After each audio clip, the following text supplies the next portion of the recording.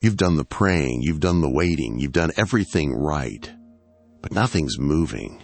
The door's still shut. The breakthrough hasn't come. You look around and everyone else seems to be moving forward, getting promoted, finding love, walking in favor. But you're stuck. And in those quiet moments, when the mask slips, a deeper question rises. What if the thing holding you back is something you're still holding on to? Not sin, not rebellion, but weight, invisible to others, heavy to your soul. It's 6:47 p.m. The sun's already dipped. You're stuck in traffic. 3 red lights from home. The phone lights up. Thanks for applying. We've chosen someone else. You don't even have the energy to be upset. Or it's Saturday morning. The kitchen's a mess. A mom sips cold coffee, drowning in bills and school forms, whispering, "How am I supposed to carry all this?" Or a dad stares at a hospital invoice, saying, "God, I can't do this anymore. You love the Lord. You believe His promises. But lately, it feels like they're meant for someone else.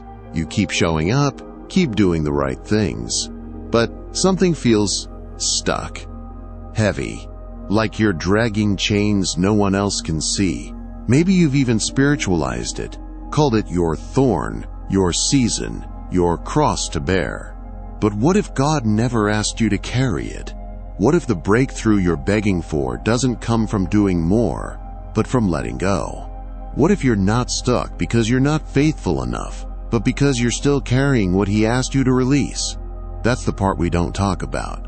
Fear dressed up as caution, unforgiveness that looks like healthy boundaries, pride hiding under competence, self-reliance praised as responsibility, regret worn like wisdom. But these aren't just emotions, they're spiritual weights, quietly stealing peace, blocking joy, suffocating faith. So you stop running, stop worshiping with your whole heart, stop dreaming, not because you don't love God, but because your soul is tired. Over the next few minutes, we're going to name 5 hidden weights that might be holding you back. Not to shame you, but to set you free, because the God who saved your soul also wants to free your spirit. This won't be fluffy, but it will be honest. And if you let it, it will change something. One more thing. Don't skip the 5th one. It's the most defended. It sounds noble, but it's stealing decades. Whisper this with me. God, if I'm holding something you never asked me to carry, show me. I'm ready to let it go. Let's begin. Fear doesn't always scream. Sometimes it whispers. It doesn't come wearing chains. It wears the mask of wisdom. You don't call it fear. You call it being careful, responsible, mature. But deep down, you know, it's not God's voice leading. It's fear's. It asks, what if you fail? What if they laugh? What if it all falls apart? And slowly, without a fight, you stop walking through doors God opened. Not because they're locked, but because you froze at the threshold. Fear rarely pushes. It paralyzes. It doesn't slam doors. It holds your feet. You think, I'm not ready. I'm not enough. Someone else should do it. The enemy doesn't have to steal your blessing. He only has to convince you you're not worthy to reach for it. And so you delay. You stall. You overthink. And you call it wisdom. But it's fear in disguise. 2 Timothy chapter 1 verse 7 is clear. God has not given us a spirit of fear, but of power, love, and a sound mind. If fear didn't come from Him, then every time you follow fear, you're walking away from His will, not because He moved, but because fear took the lead. Remember Peter? He walked on water not because the sea was calm, but because his eyes were on Jesus. The moment he shifted focus to the storm, he sank. Not from weakness, from distraction. That's what fear does. It takes your eyes off the promise and fixes them on the problem. And here's the trap. The fear of failing creates the very failure you fear. You hesitate. You stay silent. You sit back when you were called to step up, and months later you wonder why nothing changed. But it wasn't God who closed the door. It was fear that locked your ankles. Fear doesn't always show up with panic. Sometimes it looks like perfectionism, planning without acting, lists without obedience. You're not lazy, you're just stuck in a loop of delay, dressed up as preparation. And fear loves delay. But faith? Faith moves. Faith steps out even when the wind is loud. Even when the outcome's unclear, it doesn't need a perfect plan. It just needs a sure promise. And God says, "When you pass through the waters, I will be with you." Isaiah chapter 43, verse 2. Not if. When. He doesn't always calm the storm, but He walks you through it. So how do you let go of fear? You stop waiting to feel brave. You obey even when your knees shake. You say yes while your voice trembles. Because courage isn't the absence of fear. It's choosing obedience anyway. Fear builds fences. Faith walks through them. Fear counts risks. Faith counts on God. Fear shrinks. Faith stretches. And if fear has been scripting your future, it's time to flip the pen. You were not made to live small, safe, and scared. You were made to walk by faith, not by sight. And your breakthrough? It's not in the boat. It's out on the water. Unforgiveness rarely shouts. It hides. It lingers. It doesn't explode. It simmers. Quiet. Familiar. Like a dull ache you learn to live with. You tell yourself it's healed, that it doesn't matter anymore. But then one moment, one name, one memory, and it all returns. Not loud, just sharp enough to make your spirit flinch. You smile. You serve. You sing. But inside, there's still a wince you haven't confessed.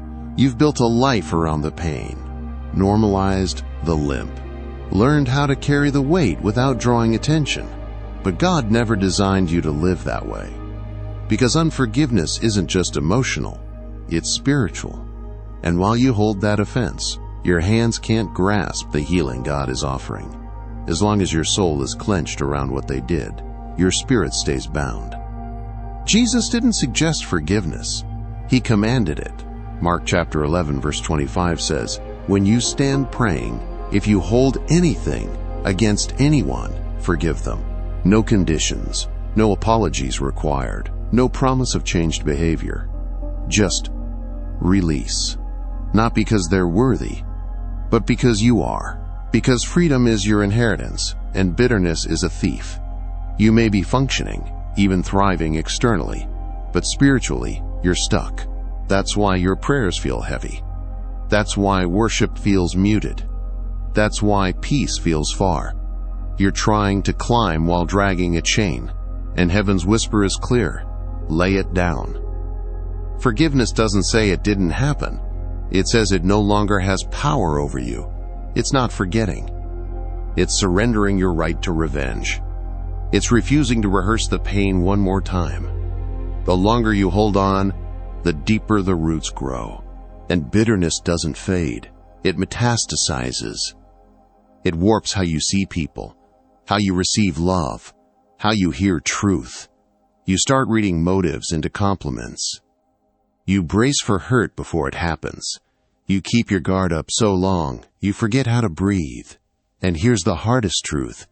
You can be right and still be bound. You can be fully justified in your pain and still trapped by it. But forgiveness isn't about justice. It's about freedom. That's what Joseph chose. He had every reason to retaliate. But when the moment came, he chose mercy. Not because they changed, but because he had. Because he refused to let their decisions dictate his destiny. That's what freedom sounds like. I will not be defined by what they did. That's the power of forgiveness. It's not passive. It's warfare. It's how you take back the territory the enemy tried to steal. It's how you declare, my story is shaped by what Jesus did, not what they did. The cross wasn't just for your sins. It was for your chains too. So even if your voice shakes, say it. I choose to forgive. Say it again tomorrow. Say it until heaven hears it louder than your hurt. You don't have to feel it yet. You just have to release it. Because when you do, when you truly let it go, God releases what's been waiting for you on the other side. And that weight, it was never yours to carry. Pride doesn't always strut. Sometimes it shrinks. It doesn't always boast. Sometimes it hides. Not every proud heart is loud. Some are polished, competent, even spiritual, but closed, guarded, hard to reach.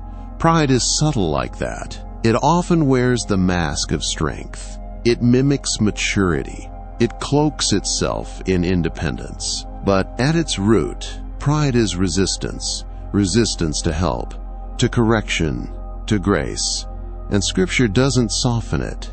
James chapter 4 verse 6 says, God opposes the proud but gives grace to the humble. Opposes, not just disagrees. That's direct friction with heaven. Pride builds walls where grace longs to flow. You may be disciplined, productive, respected, but still stuck. Because control isn't the same as surrender. You might be trying to manage outcomes so tightly that you've left God no space to move. You've become your own provider, your own fixer, your own protector. And when the cracks show, pride whispers, keep it together. So you do, at the cost of your peace, at the cost of your joy, at the cost of God's strength rushing in. It doesn't always feel like rebellion. It often feels like being responsible. But God's kingdom doesn't move on performance. It moves on posture. The lower you bow, the more He lifts. Philippians chapter 2 tells us Jesus humbled Himself all the way down, from heaven to earth, from throne to servant, from life to death. And because He went down, the Father lifted Him up. That's the pattern. Not upward hustle, but downward surrender. Pride says, I've got this. Humility says, God, I need you. Pride blames. Humility repents. Pride keeps the mask on in worship. Humility lifts a trembling hand and says, here I am. Pride defends. Humility listens. Pride performs. Humility abides. And the shift happens when you stop trying to hold it all and start handing it over. God doesn't bless the image. He blesses the honest heart that finally admits, I can't do this without you. Ask yourself, where has pride closed the door on grace? In your marriage, where you'd rather win the argument than win the person. In your prayers, where you recite instead of release. In your leadership, where you control instead of trust. Or in your past, where you hide the unhealed parts God still wants to touch. But here's the good news. The moment you bow, heaven leans in. 1 Peter chapter 5 verse 6 says, humble yourselves under God's mighty hand, and in due time He will lift you up.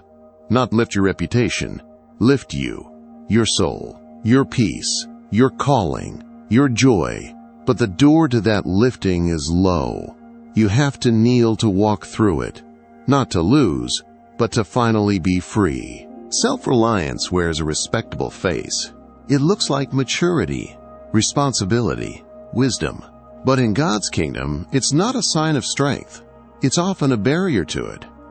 Because what the world calls noble, heaven often calls unnecessary weight.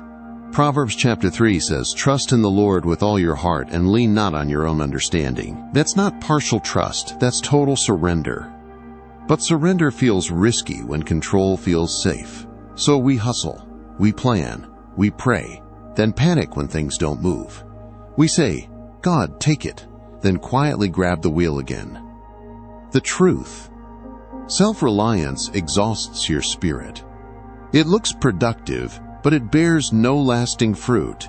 It feels wise, but it shuts God out. There's a line between stewardship and control, and many of us cross it daily. We chase deadlines like deliverance. We build schedules God never authored. We carry burdens He never assigned. And when things fall apart, we wonder why heaven feels silent. But maybe heaven isn't withholding help. Maybe we haven't made room for it. God doesn't bless the grind that competes with His grace. He's not obligated to fund what He didn't design. Remember Abraham? God gave the promise, but Abraham tried to rush the process, and the result wasn't destiny, it was disaster. Many of us are still living with the consequences of plans birthed in pressure, not prayer. We meant well, but effort without surrender is still self-reliance. So what does surrender look like?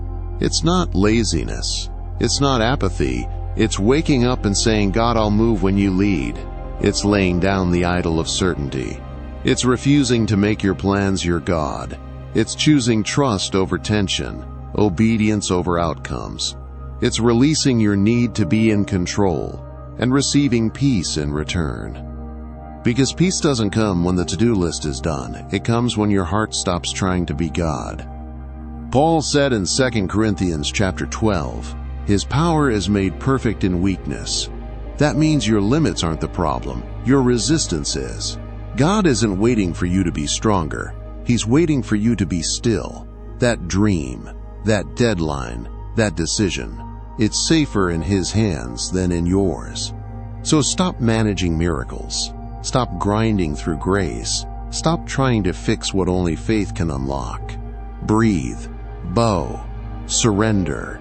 Because breakthrough isn't earned through pressure. It flows from trust. And the one who holds galaxies has never once dropped what was entrusted to Him.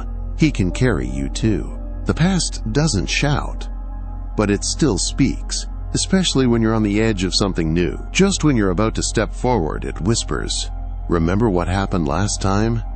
And suddenly your confidence crumbles under the weight of old failures.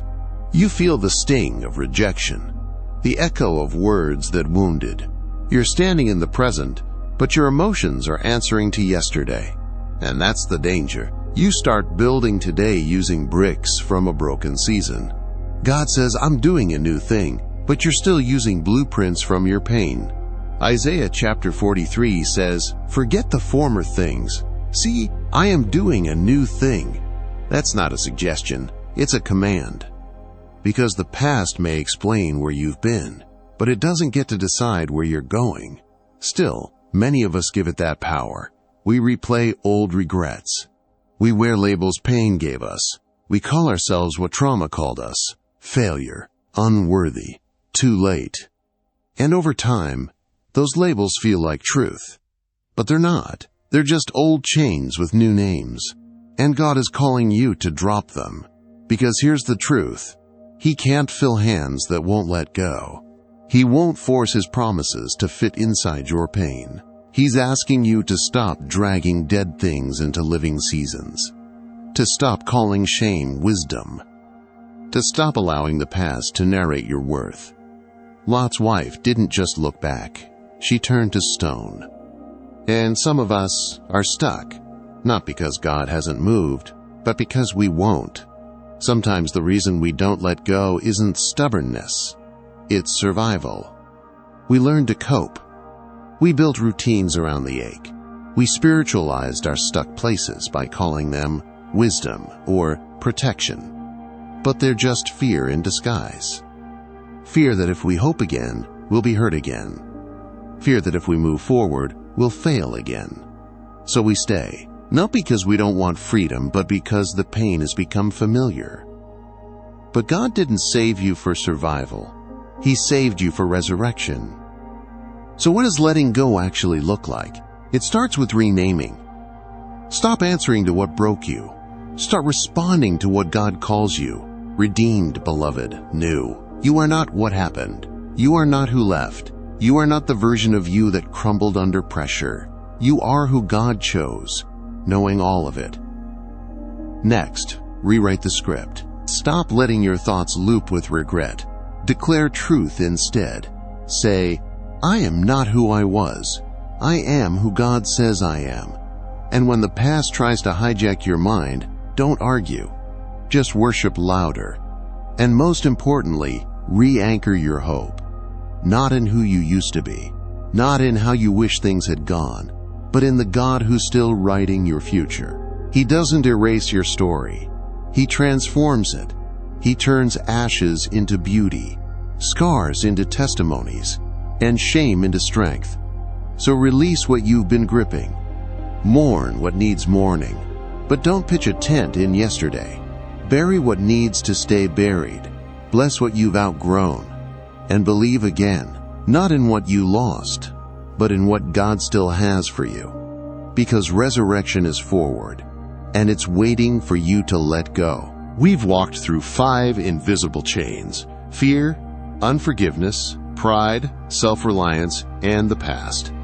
Each one is subtle, each one is heavy, and none were meant for your shoulders. Fear tells you to play it safe, but faith dares you to step out of the boat. Unforgiveness poisons your soul, but grace says, let it go and be free. Pride builds walls, but humility builds bridges. Self-reliance wears you down, but surrender lifts you up. The past may explain you, but it does not define you. And now, like the Israelites at the edge of the Red Sea, you're standing between what was and what could be. Behind you, regret, old labels, dead-end roads. In front of you, deep waters, uncertainty, the unknown. But what if the sea isn't a wall? What if it's your doorway? In that moment, the Israelites didn't see the dry ground yet. All they saw was water. But when they took a step, God made a way. And He still does. So what's your Red Sea? Which weight is God asking you to lay down? Don't just listen. Respond. Don't just agree. Decide. Take one deep breath. Picture that chain falling off. Write it in the comments right now. I'm letting go this week. Not someday. Not later. This week. Because breakthrough doesn't come when you try harder. It comes when you surrender deeper. But don't stop there. Make it real. Tell a friend. Pray out loud. Write it in your journal. Speak it into your room. The chains may be invisible, but your freedom will be undeniable.